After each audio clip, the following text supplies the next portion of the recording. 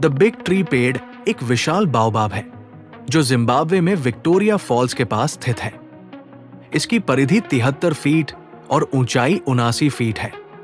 ये पेड़ जाम्बेजी नदी और विक्टोरिया फॉल्स से लगभग 2 किलोमीटर दूर है, जहां लिविंगस्टोन ने एक मोकोरो नाव में उतरकर अपने रिकॉर्ड लिखे थे। ये पेड़ दुनिया का सबसे पुराना और सबसे बड़ा बाओबाब हो सकता है। द बिग ट्री जिम्बाब्वे के राष्ट्रीय संग्रहालय और स्मारक द्वारा संरक्षित है।